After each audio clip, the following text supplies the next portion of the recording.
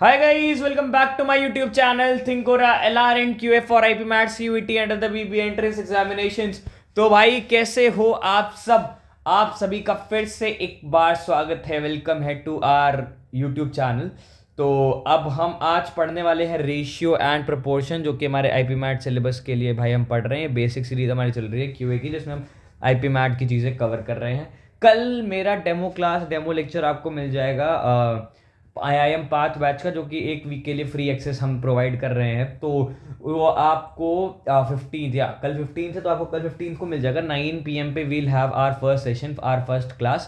तो I request you all to join, और description में लिंक मिल जाएगा व्हाट्सएप ग्रुप का, वहाँ से जा करके हमारा ग्रुप ज्वाइन कर लो, तो लिंक आपको वहीं पे मिलेगा। तो अब हम आज भाई बात करने वाले हैं रेशियो एंड प्रपोर्शन की, कि भाई आखिरकार ये रेशियो एंड प्रपोर्शन क्या होता है, क्या कैसे होता है, बाकी सारी चीज़ें पढ़ने वाले। तो बेसिकली इस टॉपिक को हम दो वीडियो से पढ़ेंगे। एक टोटली रेशियो पे डिपेंडेंट होगा, एक प्रपोर्शन पे डिपेंडेंट होगा। प्रपोर्शन के साथ ही साथ हम थोड़ा सा वेरिएंस भी पढ़ लेंगे।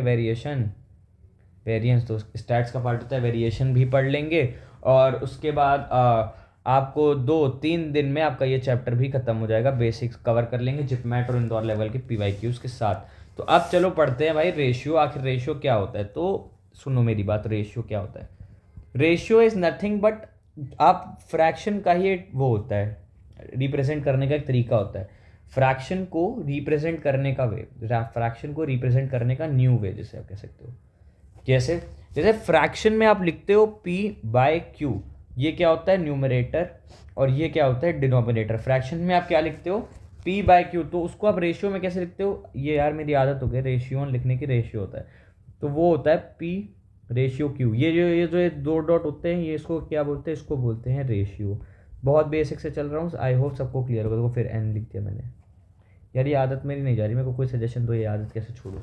तो ये भाई बहुत ही बेसिक की चीज़ है। रेशियो क्या होता है, उसका रिप्रेजेंटेशन क्या होता है, वो हमने पढ़ लिया। अब हम बढ़ते हैं आगे की तरफ। आगे की तरफ बढ़ने से पहले यार दो चार एक बेसिक क्वेश्चन कर लो, कि कन्वर्ट करना है।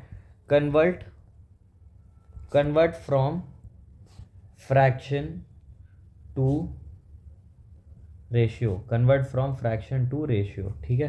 तो एक फ्रैक्शन आपका लिखा है 1/40, दूसरा लिखा हुआ है 2/25, तीसरा लिखा हुआ है 3/16, चौथा लिखा है 4/20, 4/26 कर लो। अब आपको इसको लिखना है रेशियो में, तो इसको रेशियो में कैसे लिखोगे? 1/40, इसको लिखोगे आप 3/16, इसको लिखोगे आप 2/25, इसको क्या लिख सकते हो? इसको आप लिखोगे 4/26। अच्छा, इसको मैं कहूँ अगर यार इसको 2 से उड़ा दो तो 2/13, तो इसको क्या ये लिख सकते हैं? 2/13। हाँ, इसको 2/13 भी लिख सकते हैं। अब इस चीज़ पे बात करेंगे। आई होप इतना चीज़ अभी क्लियर होगा कि क्या करा है। अब एक चीज़ और देखते हैं, रेशियो चेंज किया कि आखिर रेशियो चेंज कैसे होता है। रेशियो चेंज भाई, रेशियो जैसे मान लो तुम्हें दिया हुआ है 4/25। क्या तुम्हें दिया हुआ है 4/25, और तुमसे वो बोल रहा है कि चलो बोल, अभी कुछ नहीं रहा, अभी क्वेश्चन नहीं देखते, अभी एग्जाम्पल समझते हैं। तो इसमें तुम क्या कर सकते हो? इस 4/25 में तुम क्या कर सकते हो? तुम इसमें जो भी चीज़, कोई भी न्यूमरेटर और डिनोमिनेटर में ऐड या मल्टीप्लाई कर सकते, मतलब डिवाइड या मल्टीप्लाई कर सकते हो। क्या कोई भी चीज़ न्यूमरेटर और डिनोमिनेटर में मल्टीप्लाई या डिवाइड कर सकते हो, पर वो जो भी कांस्टेंट या वेरिएबल जो भी होगा वो दोनों में होना चाहिए। जैसे जैसे क्या बोल रहा हूँ भैया? जैसे मैं बोल रहा हूँ, ये तुम्हारा लिखा है 4/25 या 4/25 लिखा हुआ है। हाँ भैया लिखा हुआ है। अब मैं बोल रहा हूँ इसमें तुम 2 का मल्टीप्लाई अगर ऊपर करा रहे हो, ये क्वेश्चन में आगे काम आता है। अगर तुम 2 का मल्टीप्लाई ऊपर करा रहे हो न्यूमरेटर में, तो तुमको डिनोमिनेटर में भी कराना पड़ेगा। क्या अगर तुम न्यूमरेटर में किसी चीज़ का मल्टीप्लाई करा रहे हो, तो तुम्हें डिनोमिनेटर में ही कराना पड़ेगा। तो यहाँ से क्या मिल जाएगा? 8/50। ठीक है, हाँ भैया ठीक है। अब मैं कह रहा हूँ कि अगर तुम कोई चीज़ मान लो जैसे 2 से डिवाइड, अगर न्यूमरेटर को कर रहे हो तुम 2 से डिवाइड, क्या अगर तुम न्यूमरेटर को 2 से डिवाइड कर रहे हो, तो तुमको डिनोमिनेटर भी 2 से डिवाइड करना ही पड़ेगा। जिससे भी तुम डिवाइड या मल्टीप्लाई न्यूमरेटर या डिनोमिनेटर में किसी एक को कर रहे हो, तो तुम्हें दूसरे को भी करना पड़ेगा, फ्रैक्शन को, ये डेसिमल रेशियो को सेम रखने के लिए। तो ये क्या बन जाएगा? 4/25। जहां से गए थे वहीं वापस आ गए, जहां से शुरू किया था वहीं वापस आ गए। आई होप ये क्लियर होगा। तो भैया ये डिवाइड मल्टीप्लाई करते तो ऐड सब्सट्रैक्ट भी कर सकते क्या? नहीं नहीं नहीं नहीं, you can not you can not add or subtract anything in ratio to make them equal. भैया एग्जाम्पल दे दो, जैसे मान लो मैं कह रहा हूँ 4-1/25 - 1 मैंने किया, तो ये आ गया तुम्हारा 3/24। क्या 4/25, क्या कभी 4/25 इज इक्वल टू 3/24 होगा? कभी नहीं होगा। पर क्या 4/5, इस वाले केस को ले लो, 4/25 इज इक्वल टू 8/50 होगा? हाँ भैया होगा, 2 से डिवाइड कर दिया, देखो 2/25 है ना, सॉरी 4/25 है ना। यानी कि आप ऐड कुछ नहीं करो, आप ऐड कुछ मत करो, आप ऐड या सब्सट्रैक्ट नहीं कर सकते हो, आप मल्टीप्लाई डिवाइड में जो भी करो ऊपर नीचे कर दो कि रेशियो हमेशा इक्वल चल रहा होगा। आई होप इतनी चीजें क्लियर होंगी सबको। अगर इतनी चीजें क्लियर है तो अब हम बढ़ते हैं हमारे कुछ क्वेश्चंस की तरफ जो कि आईपी मैट वगैरह में दिखे हुए हैं, जिप मैट वगैरह में, और कुछ ऐसे प्रैक्टिस क्वेश्चंस भी। अब प्रैक्टिस क्वेश्चन में आगे बढ़ने से पहले एक चीज हमारे पास कुछ और जो बचती है, वो बचती है कि अगर हमारे पास मान लो 2-3 फ्रैक्शन हो या 4 हो या 5 हो, ऐसे मतलब कितने भी फ्रैक्शंस हो जाएं, कितने भी एन नंबर ऑफ फ्रैक्शंस हो जाएं, उनको आप इक्वल कैसे करोगे? क्या मतलब भैया, जैसे मान लो तुम्हें एक रेशियो दिया हुआ है A/B, और तीसरा रेशियो दिया हुआ है B/C, तीसरा रेशियो, दूसरा रेशियो क्या दिया हुआ है B/C, और तुमसे बोल रहा है A/B/C की वैल्यू क्या होगी, A/B/C की वैल्यू क्या होगी। तो उसको तुम्हें कैसे निकालोगे? उसको निकालने का तरीका होता है, देखो जैसे A रेशियो जो तुम्हें कॉमन दिया है, दोनों रेशियो में कॉमन क्या है? B है। हाँ भैया B है, तो क्या करो, A/B ऊपर लिख दो, A/B ऊपर लिख दो। अब इधर ये B कॉमन है ना, तो B को इधर ले आओ, B/C इधर लिख दो, ठीक है। क्या जो भी कॉमन है उसके नीचे उसी को उतार के आगे वैल्यू सीरीज कंटिन्यू कर दो, ठीक है भैया, कर दी। अब तुम्हारे इसके ऊपर क्या खाली है? इसके ऊपर जगह खाली है, हाँ भैया इसके ऊपर जगह खाली, इसके नीचे जगह खाली, हाँ भैया इसके नीचे जगह खाली। अब मान लो यहाँ पे B था, यहाँ पे B था, तो तुम सेम B यहाँ उठा के कॉपी कर दो, यहाँ पे भी क्या था, यहाँ पे भी B था, सेम B उठा के यहाँ पे कॉपी कर दो। अब दोनों का करा दो क्या? मल्टीप्लाई। अब दोनों का करा दो क्या? मल्टीप्लाई। दोनों का करा दो क्या? मल्टीप्लाई। तो AB/B²/CB, ये तुम्हारा नया रेशियो बन जाएगा। एक एग्जाम्पल लेते हैं, जैसे मान लो मैं कह रहा हूँ A/B तुम्हारा गिवन है 4/5, और B/C तुम्हारा गिवन है 8/9, और तुमसे A/B/C की वैल्यू पूछिए क्या होगी। अब तुम सीधा उठा करके क्या बोलते, ये तो कर नहीं दोगे कि A/B की वैल्यू 4/5 दी है, B/C की 8/9, तो A की वैल्यू 4 रख देंगे और B की वैल्यू 5 या 8 में से कोई एक रख देंगे, C की वैल्यू 9 रख देंगे। ये तो कर नहीं सकते। और एक चीज़ हमेशा याद रखना, रेशियो में ये तुम्हारी एग्जैक्ट वैल्यू नहीं होती है, ये तुम्हारी फ्रैक्शनल वैल्यू होती है। तुम्हारी एग्जैक्ट वैल्यू कुछ भी हो सकती है, वो डिफरेंट हो सकती है, वो फिर केस बेस्ड आते हैं कि जब क्वेश्चन वर्ड प्रॉब्लम्स करोगे तब आएगा। अब तुमसे A/B/C पूछा, मैंने क्या बोला, A/B/C लिख लिया, तुमसे पूछा है ये क्वेश्चन मार्क, तो पहले तुमने A/B लिख लिया, A/B की वैल्यू क्या है 4/5। अब तुमने B/C लिख लिया, B/C की वैल्यू क्या है 8/9। यहाँ पे तुम किसका मल्टीप्लाई करा दोगे? B का, B तुम्हारा कितना है 5। यहाँ पे भी तुम किसका मल्टीप्लाई करा दोगे? B का, B कितना है यहाँ पे नीचे वाले केस के लिए 8। आपस में क्या करा दो, अब इनका मल्टीप्लाई, 4 8 ज़ा 32, 8 5 ज़ा 40, और 5 9 ज़ा 45। आई होप गाइज इतना सबको ही क्लियर होगा। इतना अगर सबको क्लियर है तो एक बार ही वीडियो को लाइक कर दो और चैनल को सब्सक्राइब कर दो।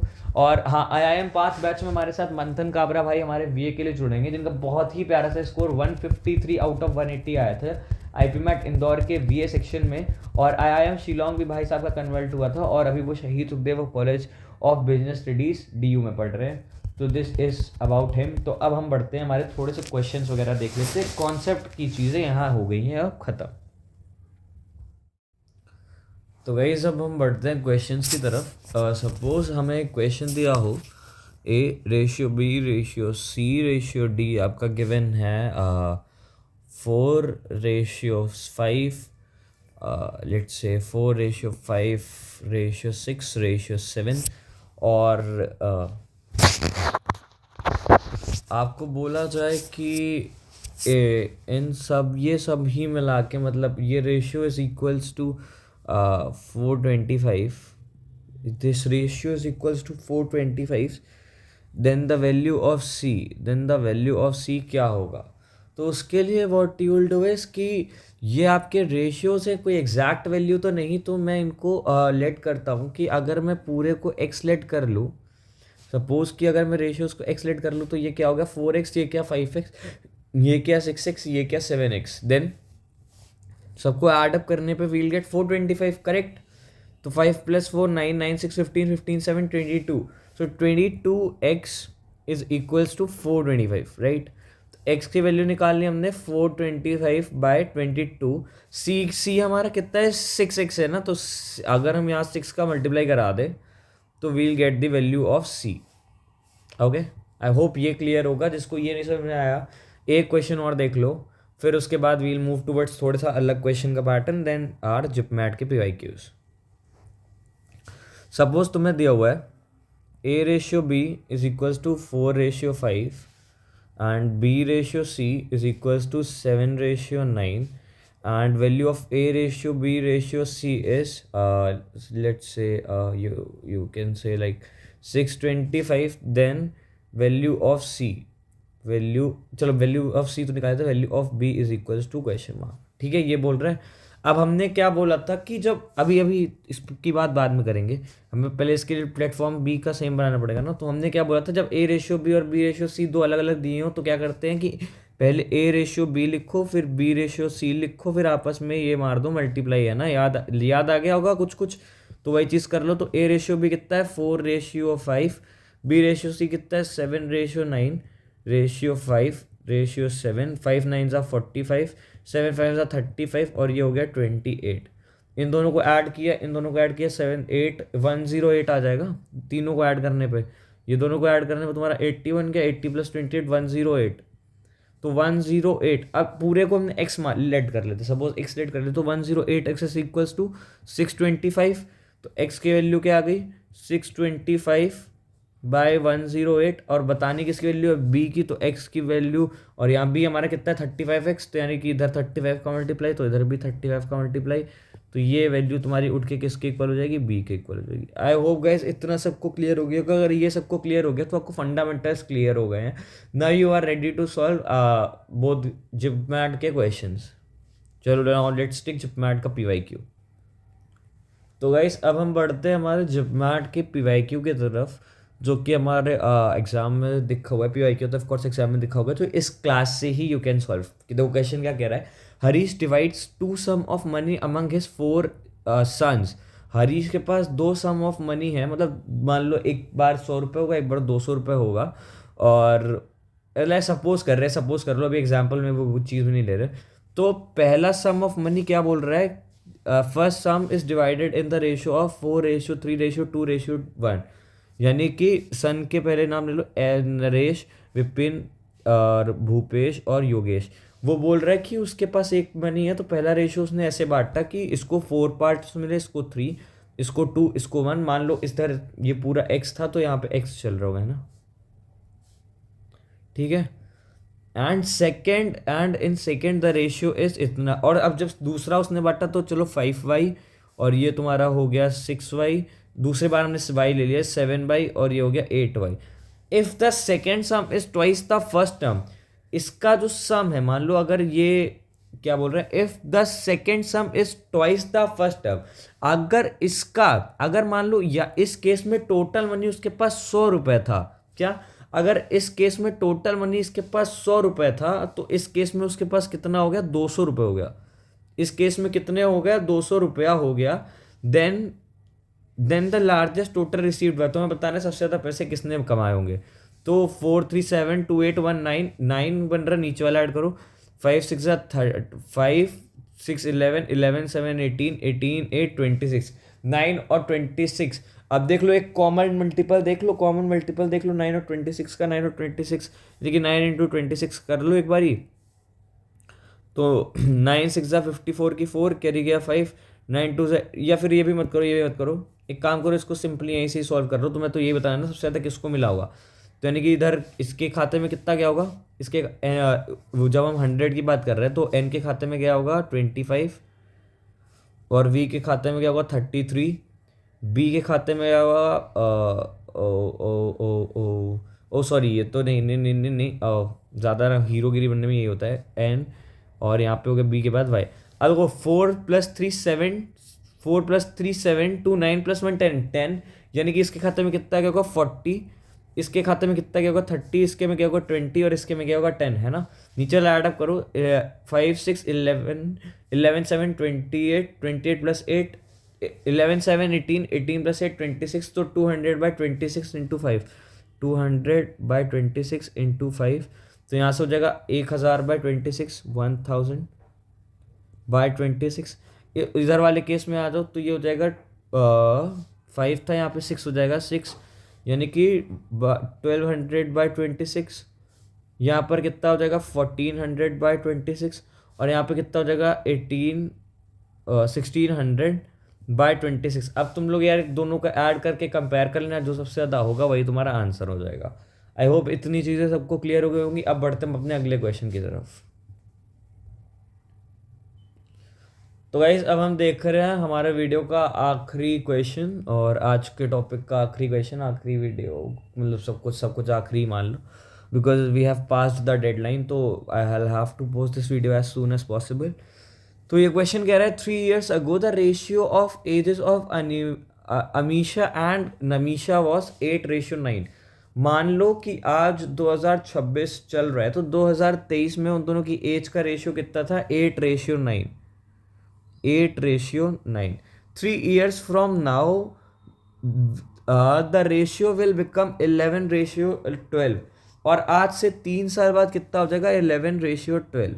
सपोज ये है 2026, 2023 में उनका ये चल रहा है, और 2029 में ये हो जाएगा। तो हमें बताना है कि what is the present age of Namisha, Namisha की प्रेजेंट एज क्या होने वाली। चलो आओ इसको देखते कैसे सॉल्व करना है। सपोज कर लो मैं प्रेजेंट एज, सपोज कर लो मैं अमीशा की प्रेजेंट एज को एक्स लेट कर लेता हूं। क्या? सपोज कर लो मैं अमीशा की प्रेजेंट एज को एक्स लेट कर लेता हूँ, नमीशा की प्रेजेंट एज को वाई लेट कर लेता हूँ। कर लो भैया, कर लो, बिल्कुल कर सकता हूँ ना। हाँ, तो प्रेजेंट एज नमीशा और उसकी क्या है x/y। ऊपर वाली रेट अमीशा की है, नीचे वाली उसकी है। अब आज से 3 साल पहले, आज से 3 साल पहले मतलब अब अगर मान लो आज 16 की, तो 3 साल पहले 13 की तो रही होगी, और ये 15 की, तो 3 साल पहले 12 की रही होगी। हाँ ठीक है, बिल्कुल सही बात है। उनकी एज किसके इक्वल थी रेशियो में 8:9 के इक्वल में। हाँ भैया ये क्लियर है ये चीज़। सॉल्व करो ज़रा, सॉल्व करें। हाँ सॉल्व करें, हाँ कर लो, अच्छा कर लो। तो 9x - 27 is equals to 8y - 24। यहाँ से तुमने सॉल्व करा तो क्या आ गया, ये हो गया तुम्हारा 9 - 8, ओ ये क्या बोल दिया मैंने, ये हो गया 9x - 8y और -3 इज इक्वल्स टू 0। ये तुम्हारी पहली इक्वेशन बनी। ठीक है, ये चीज़ क्लियर है अभी सबको? जी भैया ये चीज़ क्लियर है। अब अगला केस देखो। अब आज से 3 साल बाद क्या बन रहा है 11/12। आज से 3 साल बाद क्या बन रहा है 11/12। तो आज से 3 साल बाद का केस ले लो, यानी कि x/y +3 तब क्या बन रही है 11/12। क्रॉस मल्टीप्लाई करा दो, करा दिया क्रॉस मल्टीप्लाई, तो हो जाएगा 12x + 36 is equals to 11y + 33। तो ये तुम्हारा हो जाएगा 12x - 11y इज और ये हो जाएगा +3 इज इक्वल्स टू 0, है ना। इतना क्लियर है। ये आप देखो, ये तुम्हारी इक्वेशन 2 बन गया, वो तुम्हारा इक्वेशन 1 बन गया। दोनों को इक्वेट कर दो। हमने y की वैल्यू नमीशा की मान रखी है, तो जो भी y की वैल्यू होगी वही सॉरी, तो x की बताएं ना, जो भी x की वैल्यू होगी वही अमीशा की करंट एज होने वाली है। तो guys this is all from my side. I hope आपको वीडियो अच्छी लगी होगी, इन्फॉर्मेटिव लगी होगी। इफ ऐसा हुआ है then please hit the like button, subscribe the channel and share it with your friends and as well. And I am Path Batch का registration is on, कल से हम demo batches लाएंगे, so for that join our WhatsApp group and stay tuned with us. Thank you.